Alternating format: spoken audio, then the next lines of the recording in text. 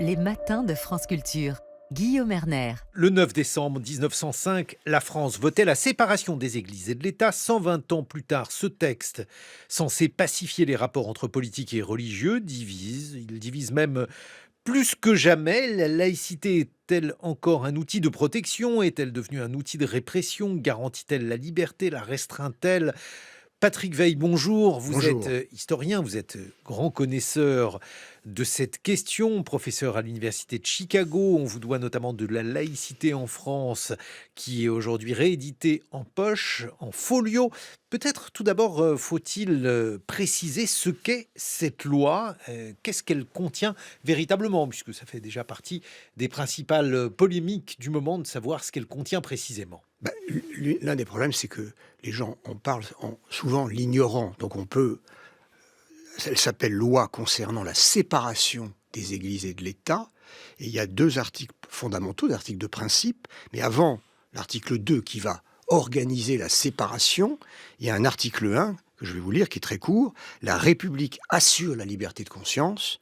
Elle garantit le libre exercice des cultes sous les seules restrictions édictées ci-après dans l'intérêt de l'ordre public. Ce qui est passionnant, c'est que cet article 1, il a été écrit en liaison avec un article qui existait auparavant, avant 1905, dans le Code pénal, et qui disait que si vous vouliez faire pression sur quelqu'un pour la forcer à exercer un culte ou pour l'en empêcher, vous risquez l'amende ou la prison. Qu'est-ce que ça voulait dire, l'exercice d'un culte ? Moi, je croyais que c'était de pouvoir aller dans un lieu de culte. Non. L'exercice d'un culte, c'est quand vous montrez votre foi. Si en sortant de ce studio, vous et moi, nous montrions un signe religieux, nous exercerions notre culte. Donc si quelqu'un voulait nous en empêcher ou voulait nous en forcer, cette personne peut aller en prison. Ce qui veut dire quoi ?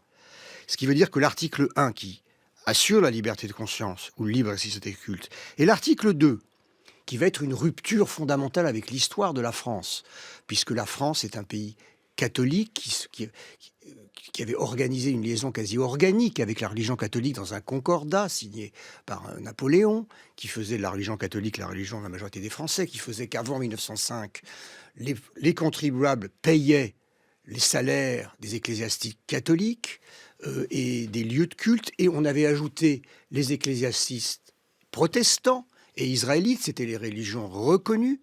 Eh bien, ça, c'est une rupture, on va dire. Dorénavant, ces budgets-là partent dans la gestion par les cultes eux-mêmes.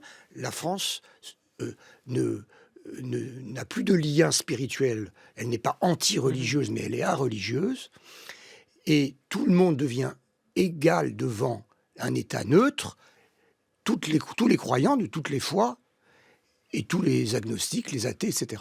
Mais ce qui est très important, c'est que ces deux articles de principe, s'ils étaient juste là comme ça, on dirait, c'est très bien, ce sont des proclamations.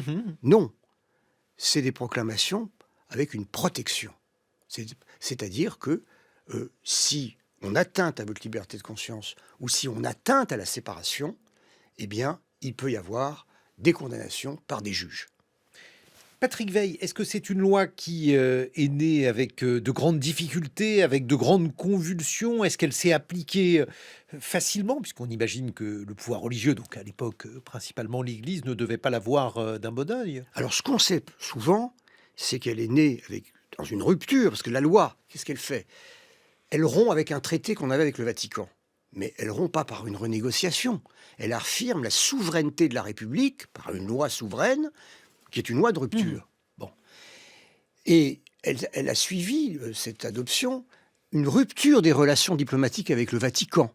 À la suite d'un grave incident, le président de la République française était allé rendre visite au roi d'Italie. Le pape avait interdit à tous les chefs des gouvernements et d'État catholiques de se rendre à Rome parce qu'ils ne reconnaissaient pas l'autorité du roi d'Italie sur le territoire de la ville de Rome. Et à la suite de la visite du président Loubet, il envoie une lettre secrète à tous les chefs du gouvernement pour condamner Loubet et pour dire qu'en tant que catholique, il devait obéissance au pape. Cette lettre est fuitée par le prince de Monaco à Jaurès, qu'il a publiée à la une de l'Humanité. Et à ce moment-là, comme l'a dit Clémenceau, la France bascule dans la séparation qui était préparée par une commission parlementaire sous la direction d'Aristide Briand. Alors ça, on connaît cette histoire. Briand travaille pendant 2 ans, il fait un travail de comparaison avec les autres pays, et il négocie avec l'Église catholique de France une loi acceptable par l'Église et garantissant à l'Église son régime hiérarchique, qui n'est pas celui qui va être celui d'aujourd'hui que la loi organise pour les cultes. La loi organise des dispositions très locales pour les cultes. Si vous ou moi, vous voulions créer une association religieuse dans notre commune, on a le droit de le faire. Alors évidemment, ça ne correspond pas à ce que comment l'Église fonctionne. Donc l'Église catholique semble rassurée, sauf qu'après la promulgation de la loi, le pape la condamne et s'engage dans une quasi-guerre civile qui est très méconnue, puisqu'entre 1906 et 1914, on a une quasi-guerre civile avec le Vatican. Je vous propose d'entendre Aristide Briand. Alors là, c'est la voix de Pierre Arditi dans le film documentaire La séparation de François Hans, un film qui relate les 5 jours du débat parlementaire autour de cette loi de 1905. Dans ce pays où des millions de catholiques pratiquent leur religion, les uns par conviction réelle, d'autres par habitude, par tradition de famille, il était impossible d'envisager une séparation qu'ils ne puissent accepter.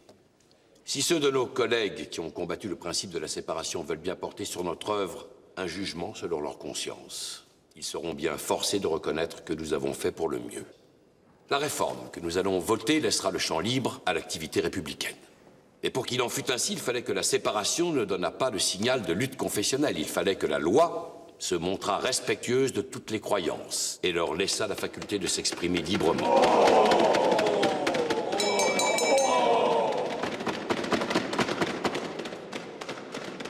Nous l'avons faite de telle sorte que l'Église ne puisse invoquer aucun prétexte pour s'insurger contre le nouvel état de choses.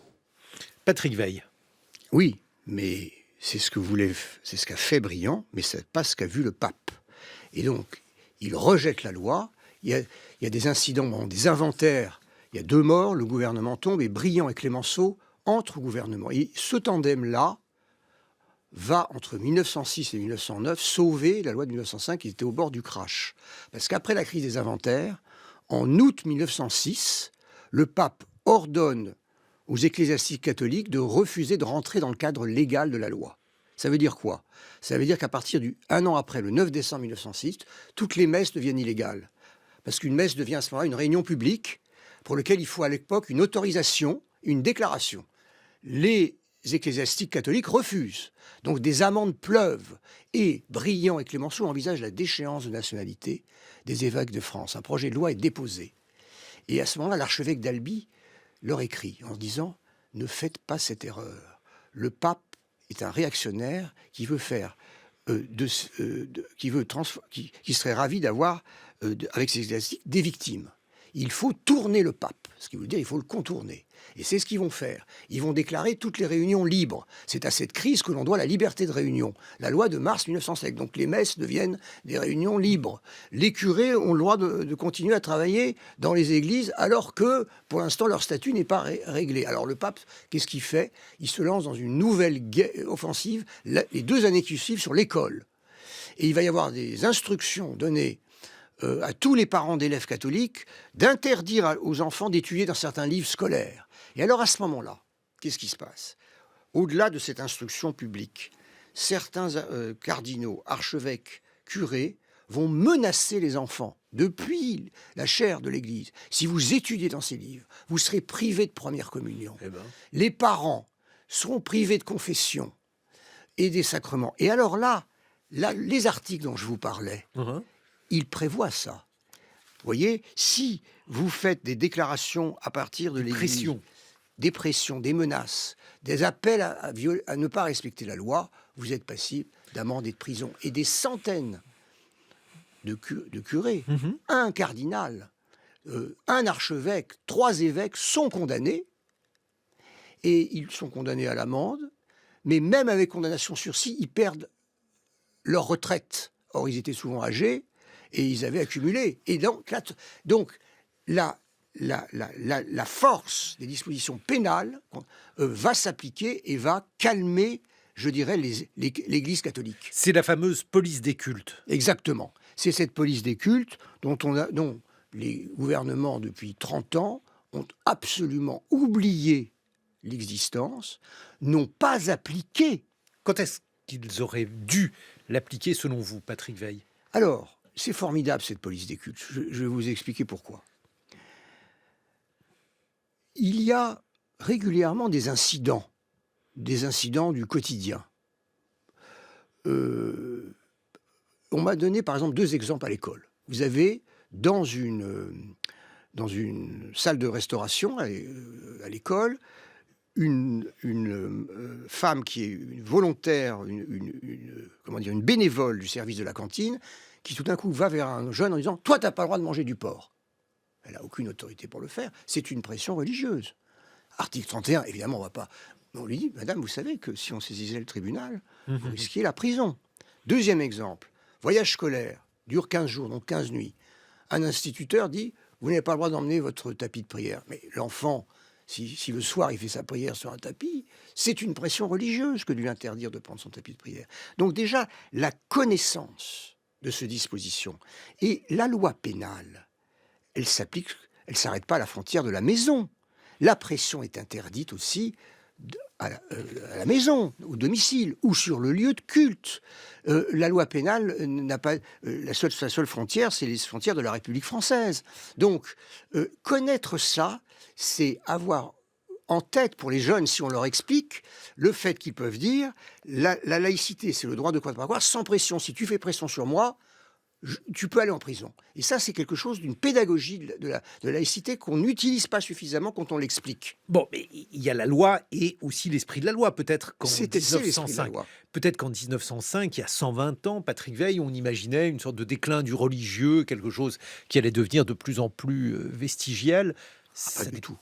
Alors, les instituteurs laïcs étaient aussi des paroissiens. 95% des Français. Et en plus, la loi est immédiatement une dimension universelle. La question se pose, faut-il l'appliquer à l'Algérie? Il y a un débat, il y a un vote, et le Parlement décide que la loi va s'appliquer. L'islam est déjà la 2e religion de France. L'Algérie, c'est la France depuis 1848. Il y a 3 millions de musulmans qui sont sous le statut de l'indigénat. Mais justement, ce qui est intéressant, c'est que Clémenceau et Briand veulent que, en matière religieuse, il y ait la même règle. Donc, alors ils ont prévu, malheureusement, ils ont dit on va y avoir une période transitoire. Et tous les gouvernements qui sont suivis après 1905 ont dit on va étendre la période transitoire. Donc ils n'ont jamais appliqué la loi. Mais ce qui est très important pour la France d'aujourd'hui, c'est que cette loi n'est pas une loi uniquement de règlement d'un problème avec l'Église catholique. Et le travail qui a été fait, c'est un travail, ils étudient toutes les autres législations du monde. Ils veulent faire quelque chose à dimension universelle. Et c'est à dimension universelle. Et c'est pour ça qu'elle est toujours moderne et qu'elle a, à mon avis, un grand avenir. C'est qu'elle a été conçue pour le respect de toutes les options spirituelles, qu'on soit croyant, non croyant, quelle que soit la croyance. Et elle est extrêmement bien ficelée. Mais alors là, aujourd'hui, on se demande si ce retour du religieux est compatible justement avec cette loi, Patrick Weil. Elle a été faite dans un moment où 95% des gens étaient religieux. Donc le vrai sujet, c'est pourquoi n'applique-t-on pas ? Pourquoi n'est-on pas revenu au texte? Moi, j'ai été frappé. Comme mon livre est sorti au moment du débat parlementaire sur la loi de 2021. Donc, je suis auditionné par la commission des lois du Sénat. Et je raconte l'histoire que je viens de... Et le lendemain, ils interrogent les 2 ministres. Monsieur Darmanin, ministre de l'Intérieur à l'époque, et monsieur Dupond-Moretti, ministre de la Justice. Et on leur parle de l'article 35, qui s'est appliqué des centaines de fois. Et eux, tous les deux disent cet article ne s'est jamais appliqué. Et d'ailleurs, ils ont failli le supprimer. Alors on se dit, mais c'est pas possible. L'ignorance monte. Jusqu'aux 2 ministres ne peuvent pas tout savoir. Les cabinets, le secrétariat général du gouvernement, les directions des ministères. Donc vous voyez, et depuis, ils connaissent ces dispositions, puisqu'elles ont été maintenues et renforcées par la loi. Mais ils ne les appliquent pas. La question de la laïcité et de la liberté d'expression, Patrick Weil, là aussi, il y a beaucoup de confusion. Exactement. C'est très important que vous souleviez ce point. La laïcité, c'est pas la liberté d'opinion. La loi de 1905 organise le culte, c'est-à-dire la pratique religieuse. La liberté d'opinion, elle s'est sortie de la régulation religieuse beaucoup plus tôt, dès 1789, avec l'article 10 de la Déclaration des droits de l'homme et du citoyen, et avec l'abolition du délit de blasphème dans le Code pénal de 1791. Et la liberté d'opinion, c'est le droit à l'irrespect. C'est en réaction au martyre du chevalier de la Barre qu'elle est proclamée dès le début de la Révolution française. Donc elle précède la libération de l'organisation de la religion, de l'organisation des cultes, par rapport qui était régie par l'Église catholique. Cette séparation de 1905 touche les pratiques, les prières, l'expression de la foi par des signes, etc. Et ça organise le respect. Vous voyez, c'est aussi un droit qui est séparé maintenant de la régulation religieuse, mais pour organiser le respect de chaque option spirituelle. Et là, est-ce qu'on peut être optimiste sur la manière dont ça s'organise aujourd'hui, Patrick Weil? Vous savez, déjà, quand vous dites à des jeunes, moi je fais des réunions toutes les semaines, quand vous dites Charlie Hebdo, Paty, c'est la liberté d'opinion. Ah bon, mais c'est pas la laïcité, c'est l'organisation. Alors tout de suite les gens disent c'est beaucoup plus logique. La loi a été organisée de façon très logique. Et si on n'arrive pas bien à l'expliquer, les gens, ils sont confus dans leur tête et ils ont raison. Patrick Weil, De la laïcité en France, c'est votre livre publié en poche aux éditions Folio. On se retrouve dans quelques instants. Vous serez rejoint par Rokhaya Diallo, éditorialiste, réalisatrice. On lui doit notamment le dictionnaire amoureux du féminisme et comment parler de laïcité aux enfants aux éditions du Baron Perché. En attendant, il est 8h sur France Culture. 6h30, 9h, les matins de France Culture. Guillaume Erner. Nous avons avec vous, Patrick Weil, rappelé les dimensions historiques, la signification de cette loi de 1905, la manière dont celle-ci s'était appliquée. Et nous accueillons Rokhaya Diallo. Bonjour Rokhaya Diallo, bonjour. Vous êtes journaliste, réalisatrice, écrivaine. On vous doit notamment un dictionnaire du féminisme que j'ai sous les yeux. Et dans ce dictionnaire du féminisme, vous donnez une définition de la laïcité. Alors, je vous laisserai évoquer avec Patrick Weil votre propre définition. Je pense qu'elle ne diffère pas tellement. En revanche, ce que vous soulignez, c'est la manière dont cette loi a évolué. Et vous dites une telle succession, je vous cite, de dispositions se prévalant de la laïcité tout en trahissant son essence a eu pour conséquence l'institutionnalisation du harcèlement de jeunes filles et du contrôle de leur corps. Expliquez-nous ce que vous vouliez dire par là dans ce dictionnaire du féminisme, Rokhaya Diallo. Merci pour cette présentation. Alors ce à quoi je faisais référence, c'est d'un changement dans la conception et dans l'acception qu'on pouvait avoir de la laïcité entre 1905 et 2004, où effectivement en 2004 on a considéré que les usagers du service public de l'école devaient faire preuve, si ce n'est de neutralité, tout du moins de discrétion religieuse, et donc effectivement ne pas ostensiblement montrer une appartenance religieuse. Et en fait, après le vote de la loi, une circulaire, la commission Stasi demandait à ce que la liste de signes religieux soit limitative. Seulement une circulaire a demandé à ce que tout nouveau signe religieux puisse être intégré. Et une nouvelle circulaire de 2022 a considéré que, effectivement, ce qui n'était pas un signe religieux par essence pouvait le devenir par destination et analysé en fonction du comportement des élèves. Et en l'occurrence, on se demande quel vêtement devient religieux selon le comportement des élèves. Pour moi, ce que ça implique, c'est possiblement un profilage racial, un contrôle au faciès et effectivement une interprétation différente d'un vêtement similaire. C'est-à-dire qu'une robe achetée dans du prêt-à-porter va être interprétée comme une robe correspondant à certains canons de la mode sur une personne qui n'est pas présumée musulmane, mais va être perçue comme ce qu'on appelait une abaya sur d'autres jeunes femmes parce qu'elles sont considérées comme ayant une pratique religieuse musulmane. Et c'est dans cette tension en fait que je suis critique de cette nouvelle forme en fait d'interprétation du principe de laïcité, puisqu'elle enjoint les personnels de l'éducation nationale à contrôler le corps des jeunes filles, finalement à leur demander de porter des vêtements qui ne seraient pas trop amples ou qui ne correspondraient pas à ce qu'ils imaginent être une prescription religieuse. Jeunes filles et jeunes garçons, parce qu'il y a eu également la sur même les khamis, question. sur les khamis, mais la réalité, c'est que le débat est essentiellement porté d'abord sur le foulard et puis ensuite sur le port d'abaya. Et c'est vrai qu'entre la mesure consistant à interdire l'abaya, alors il faut savoir que le terme d'abaya ne figure pas dans le dictionnaire de la langue française, donc on ne sait pas ce que c'est juste en termes de langue française, et qu'en arabe, abaya, ça veut dire robe, et qu'aujourd'hui, techniquement, il est impossible de faire la différence entre une abaya vendue dans un magasin religieux et une robe achetée dans le prêt-à-porter, et dans un... Voilà, dans On ne citera pas les marques, mais... Voilà, sans citer de marque. On a compris de quoi vous vouliez parler. Patrick Weil, l'évolution de cette loi, si on essaye de comprendre justement ce que sont devenus ou ce que pourraient devenir ces symboles religieux par destination, ou la manière dont celle-ci est observée, discutée et fait polémique. Alors, la grande difficulté avec la liberté religieuse, c'est qu'elle a une double dimension. Aristide Briand a dit quand l'État voit l'Église en face de lui, il doit l'examiner sous deux aspects, parce que l'Église a pris deux aspects, parce que son action a deux formes. Qu'est-ce qu'il voulait dire ? Il dit à un moment, l'État est tenu de s'arrêter devant le domaine sacré de celui qui veut pratiquer sa foi.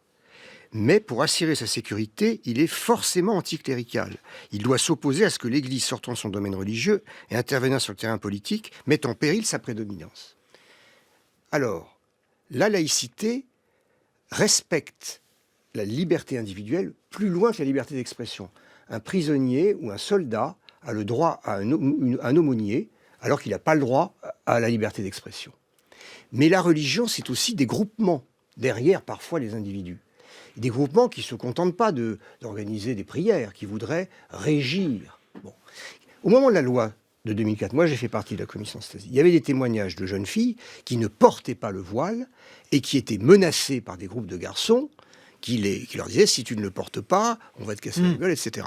Or, comme je l'ai dit tout à l'heure, la loi de 1905 est une loi anti-pression. Alors, ce qui est intéressant, nous, c'est ce qu'on a eu comme sentiment. Quelques années plus tard, quelqu'un que vous connaissez peut-être, Farid Abdelkrim, publie, c'était le secrétaire général des Jeunes Frères Musulmans. Il publie ses mémoires, il est devenu humoriste depuis.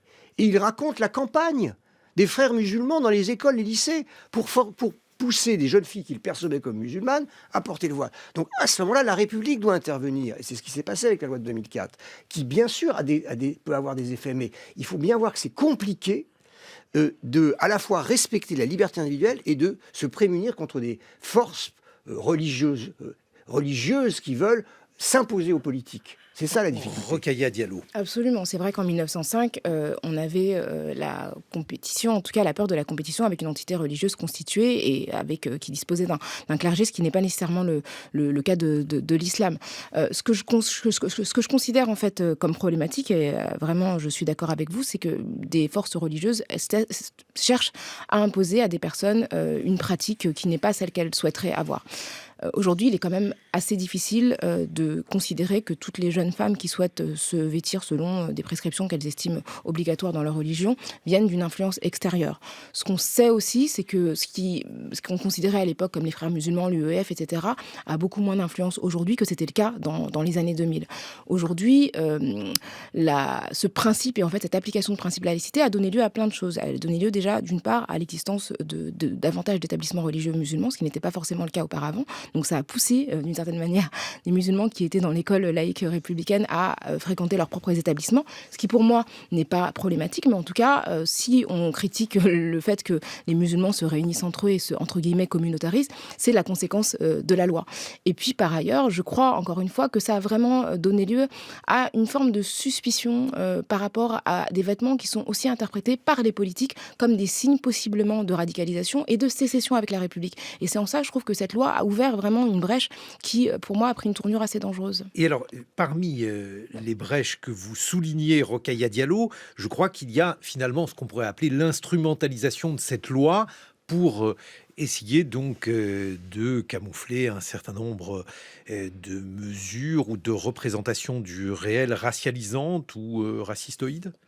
Oui, alors ce que je pense, c'est que derrière ce prétexte qui est parfois invoqué par nos personnalités politiques de la laïcité, il y a parfois une volonté réelle d'imposer une forme d'assimilation aux musulmans et musulmanes. La réalité, c'est que les signes religieux ne posaient pas problème lorsqu'ils étaient portés par des personnes qui exerçaient des fonctions d'aide ménagères ou lorsque des ouvriers demandaient des prescriptions particulières dans le cadre de leurs fonctions, notamment dans l'industrie automobile.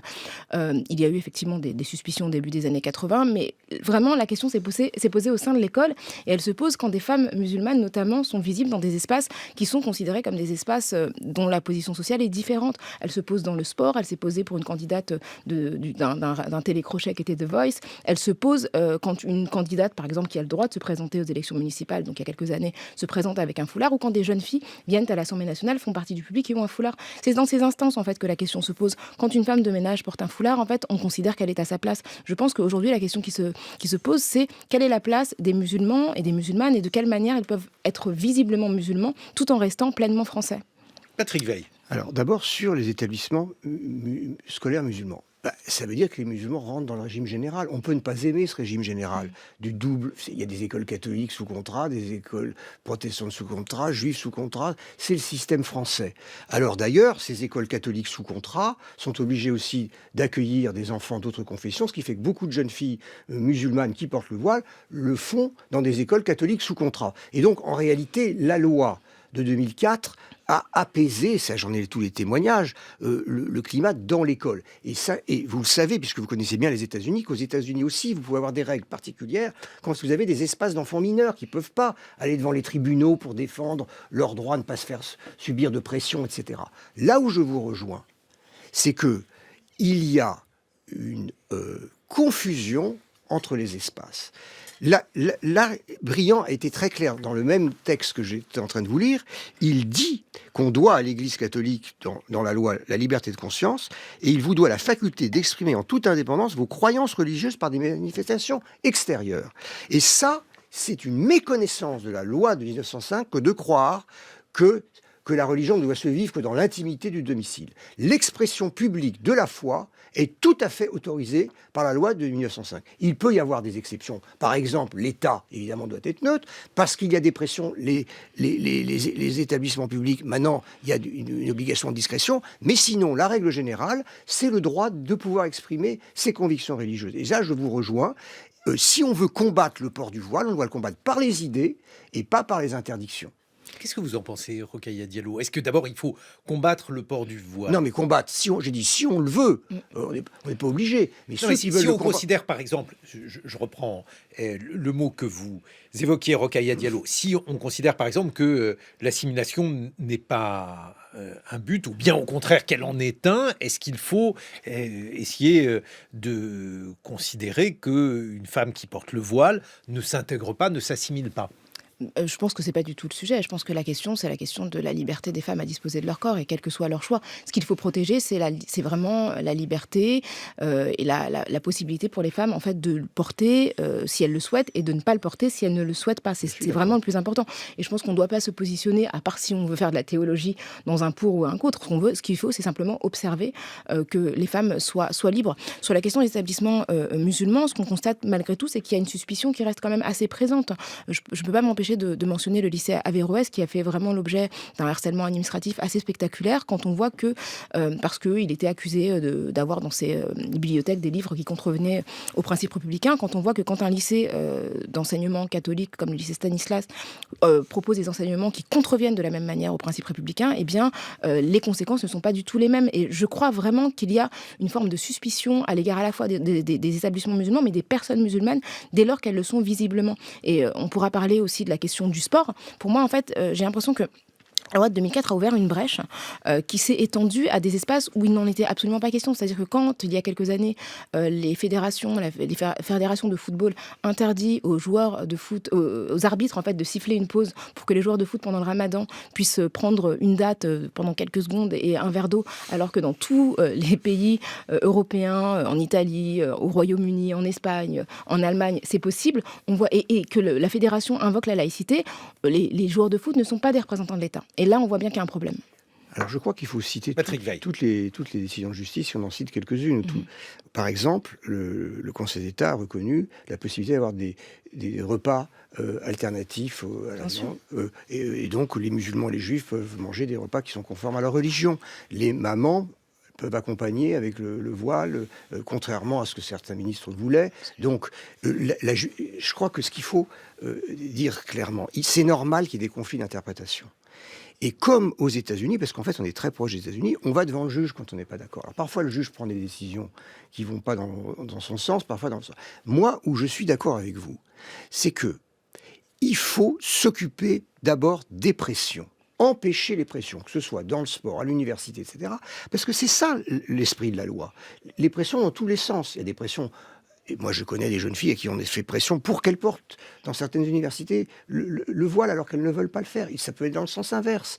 Donc ça, c'est inacceptable. Et il faut éduquer à la non-pression et au rejet de la pression partout. Et c'est ça que les gouvernements ne font pas. Ils n'appliquent pas les dispositions pénales de la loi de 1905, alors que c'est là-dessus qu'ils devraient se concentrer plutôt que de vouloir changer sans arrêt la loi pour rajouter des interdictions. Et alors, si on élargit, Rokhaya Diallo, la question de la pression à la question finalement de l'instrumentalisation politique, puisque, alors, on va pas reprendre toutes les polémiques qu'il y a eu sur le port du voile dans le sport, parce qu'elles ont été multiples, mais l'un des arguments de ceux qui y étaient hostiles consistait à dire, voilà, telle femme, par exemple, porte le voile alors que d'habitude elle n'en porte pas, et donc c'est une instrumentalisation politique, et cela doit être combattu comme tel, puisque le sport doit être neutre. Qu'est-ce que vous en pensez ?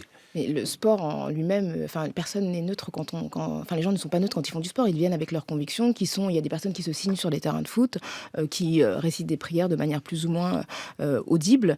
C'est leur droit le plus élémentaire et c'est une nouveauté. Il faut rappeler quand même que pendant les Jeux Olympiques en 2024, les seuls athlètes au monde qui n'avaient pas le droit de porter le signe religieux, c'est les athlètes français. C'est-à-dire que le monde entier est venu en France avec la possibilité ou non de manifester visiblement une religion, et les Françaises dans leur propre pays n'avaient pas la possibilité d'être visiblement notamment musulmanes, parce que c'est le sujet. Et puis après, les pressions sur les femmes existent et elles sont de tous ordres. C'est-à-dire que les pressions sexistes sur les femmes existent dans la société, dans énormément d'espaces, et je pense qu'il faut les combattre. Mais après, il ne faut pas isoler une forme de patriarcat qui existerait de la part des musulmans d'un patriarcat plus général qui opprime les femmes dans leur ensemble. Et je crois vraiment qu'on ne rend pas service aux femmes en leur interdisant de faire du sport. Qu'est-ce qu'il y a de plus émancipateur que le sport ? Et je crois qu'au contraire, les personnes qui sont très très fondamentalistes dans l'islam, je pense notamment aux hommes musulmans qui se réclament de l'islam, qui sont fondamentalistes, sont satisfaits de ce type de décision. Ils sont très très contents qu'on empêche les femmes de faire du sport. Patrick Weil. Alors, là, vous avez des dimensions, par exemple, de réglementation qui peuvent être liées. Par exemple, vous avez des espaces où, pour des raisons sanitaires, on va empêcher de port. Par exemple, dans une piscine, on est interdit, on doit porter certains trucs pour éviter Bon. Donc, vous avez, par exemple, vous avez parlé des jeunes filles à l'Assemblée nationale. Le règlement de l'Assemblée disait, on ne porte pas de choses sur la tête à l'Assemblée nationale. Sauf que ça ne s'appliquait pas. C'est pas possible. Alors, soit on l'applique à tout le monde, ouais. soit on l'applique... Je veux dire, c'est ça le problème. Vous voyez, là où je suis d'accord avec vous, c'est tout d'un coup, on le déclare qu'on va l'appliquer pour des jeunes filles musulmanes, alors qu'on ne l'appliquait pas pour un rabbin qui portait la kippa, etc. Donc, si vous voulez, ou un curé avec sa calotte. Bon. Donc, ce que je veux dire, c'est que soit les règles, elles doivent être générales et applicables par tous, à tous et à toutes. Ça, je suis d'accord avec vous. Il y a tout un travail à faire qui n'a pas été bien fait. D'abord, de connaissance de l'histoire de ce pays, parce que nous sommes un pays où l'islam est la deuxième religion depuis 1848. Bon, et ça, on a tendance à l'oublier. Ensuite, nous sommes un pays où la laïcité a des règles super bien faites depuis 1905 qui ne sont pas appliquées. Donc tout ça, ça mérite d'être mis à plat et qu'on discute, qu'on prenne le temps. On n'a jamais le temps, on discute. Là, aujourd'hui, avec vous, on a un peu de temps. Mais le débat dont je vous parle là, c'est un débat qui a lieu en 1906, ça dure 3 jours à l'Assemblée. On n'a pas ça, on n'a pas ce type de débat pour aller au fond des choses. Et en allant au fond des choses, je crois qu'on pourrait vivre mieux de façon apaisée. Oui. Rokhaya Diallo, est-ce qu'il faut avoir ce débat et puis est-ce qu'il faut plus généralement réécrire cette loi de 1905 ? Non, il faut l'appliquer tel quel et je pense que c'est important de rappeler ce que vous disiez à l'instant à l'histoire, le fait que la France, au moment du vote de cette loi de 1905, était un empire colonial et que la première mosquée a été établie sur le sol français en 1905 à Saint-Denis de la Réunion. Mais avant en Algérie. Oui, bien sûr, mais ce que je veux dire, c'est que... Et l'Algérie, même si vous pouvez dire c'est l'empire colonial, c'est était la France. Oui, non, mais ce que je veux dire, c'est que justement, la République a su s'accommoder de la diversité religieuse. C'est ce que je voulais dire, en fait. Pendant les 2 guerres mondiales, par exemple, les prescriptions religieuses des tirailleurs qui venaient notamment du continent africain étaient respectées. Par exemple, on avait des gamelles qui étaient marquées, qui avaient des formes différentes ou des marquages physiques différents pour que les personnes qui sont de culture musulmane puissent pratiquer leur religion. Et vous avez évoqué les repas qui respectent, en tout cas qui permettent aux élèves de respecter leur prescription religieuse. Ça existe depuis des décennies. Moi, je suis allée à l'école dans les années 1980. On avait déjà des options possibles pour tous les élèves, qu'ils soient d'ailleurs juifs, musulmans ou autres.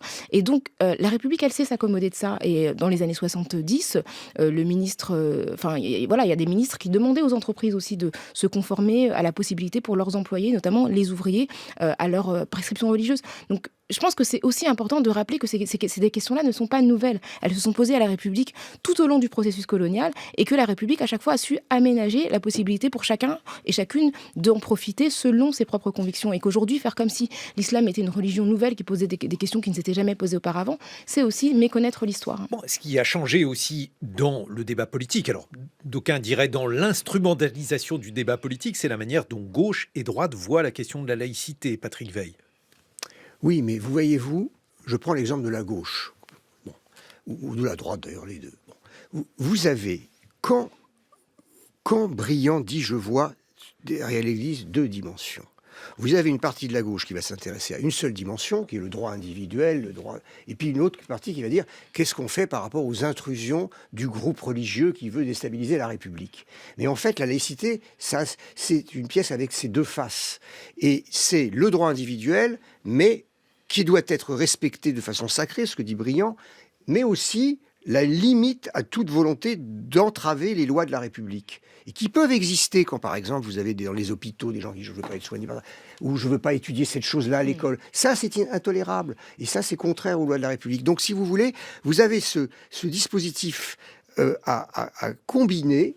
Et une partie de la gauche va s'intéresser à l'un des aspects, l'autre, ou la droite, c'est pareil, à l'autre aspect, alors qu'il faut combiner les deux. Rokhaya Diallo. Je pense que la dimension vraiment identitaire, on ne peut pas la négliger. Alors effectivement, il y a des questions qui se posent parfois à l'hôpital, mais elles ne se posent pas uniquement pour les femmes musulmanes. Il y a des femmes qui ne veulent pas...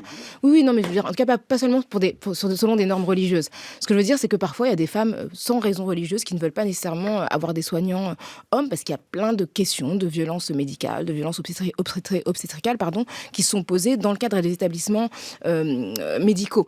Mais si je reviens à cette question-là, je crois qu'aujourd'hui, il faut pouvoir accepter que des Français coexistent avec des convictions religieuses. Et on voit d'ailleurs que dans la jeunesse, il y a une compréhension, une acceptation de toutes les options religieuses qui est complètement différente, parce que les jeunes personnes sont beaucoup plus souvent socialisées avec des personnes de convictions diverses et donc acceptent cette pluralité qui se pose à eux de fait et qui ne leur parvient pas uniquement sous le prisme de la polémique. Il y a un certain nombre de Français qui ne sont exposés à cette diversité que dans le cadre de polémiques qui sont provoquées par des politiques. Et puis les jeunes voyagent voyagent plus et donc voient des établissements scolaires qui proposent d'autres possibilités. Et puis surtout, on a, alors c'est positif ou non, mais il y a Netflix aujourd'hui. Et donc ce qu'on voit aussi sur Netflix, c'est des lycées, des établissements scolaires, ou même dans les films Disney, je pense à Vice Versa 2, le film de Pixar qui est sorti il y a quelques années. Dans l'établissement scolaire qui était présenté dans ce film, on voyait des lycéennes, certaines qui portaient des signes religieux, et c'était une forme de norme. Donc les jeunes qui sont socialisés aussi avec cette vision du monde et cette cohabitation finalement relativement pacifique,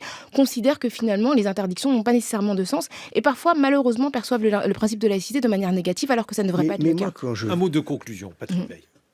Quand je vais dans des collèges et lycées et que j'explique la loi comme une loi anti-pression, je ne veux pas dire que tout le monde dit « je suis d'accord », mais les gens comprennent. Le problème, c'est l'explication. Si vous dites « c'est une loi discriminatoire », ce qui n'est pas le cas, évidemment, les gens disent « c'est inacceptable ». Si c'est présenté comme un corset, c'est pas accepté. Si c'était expliqué comme une loi anti-pression qui ne concerne que des enfants mineurs, que dès qu'ils sortent de lycée, c'est tout à fait un régime différent, comme vous le savez. C'est tout à fait logique. Et c'est comme ça que ça se passe d'ailleurs dans les lycées américains, où il y a des dispositifs d'interdiction de certains signes quand il y a des pressions.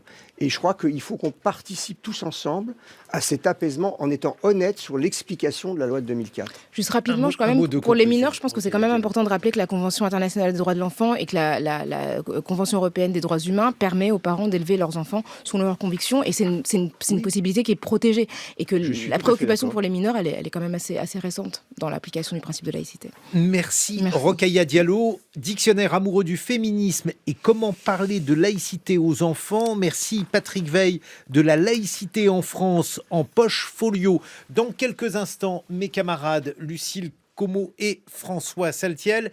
Et puis le 8h45, le journal d'Anne-Laure Chouin.